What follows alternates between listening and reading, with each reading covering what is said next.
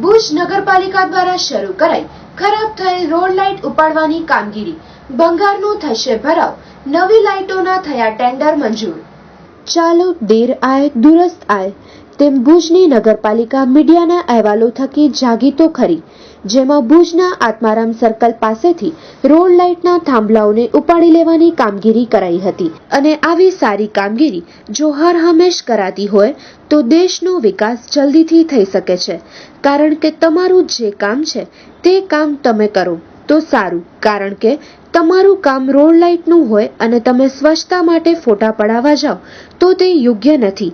જેથી નગરપાલિકાના સભ્યો જો આ જવાબદારી સમજે તો 56 કિલોમીટરનો ભુજની હાલત સુધારવામાં કોઈ જ વાર ન લાગે. તો થોડુંક રોડ લાઇટ શાખાના ચેરમેનના શબ્દોમાં સાંભળીએ.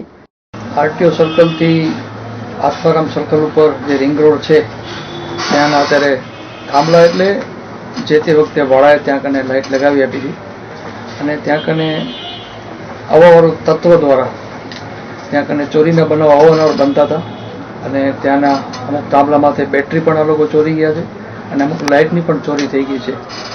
હવે જે થાંભલા અત્યારે ખાલી હતા એ થાંભલામાં એ લોકો પણ ચોરી કરવાનો પ્રયત્ન કરતા હતા. એ થાંભલો બેન્ડ કરી નાખે, પછી 2-3 દિવસ પછી પોતે થાંભલો કાઢી જાય.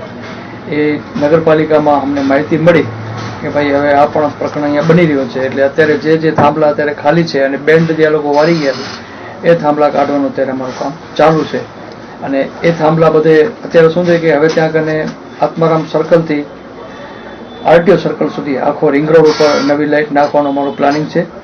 તો આ બધું નીકળી ગયા પછી સર્વે કરાવી અને અમે કારોબારી ચેરમેનને અને પ્રમુખ સાહેબને પણ રજૂઆત કરી છે, સીઓ સાહેબને પણ રજૂઆત કરી છે. એટલે નેક્સ્ટ અમે બધું સર્વે કરાવી અને ત્યાં કને નવી લાઇટ નો લોકાર્પણ કરવાનો વિચાર છે અને શહેરની પબ્લિકને ત્યાં કને સુવિધા મળે એવા અમારા પ્રયત્ન છે.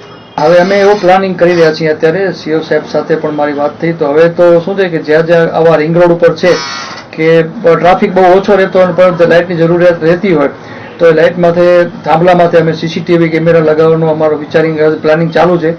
અને એના દરમિયાન જો હજી પણ આવો બનાવ બનતા રહેશે તો અમે હવે પોલીસ ફરિયાદ પણ કરવાના અમારા પ્રયત્ન છે.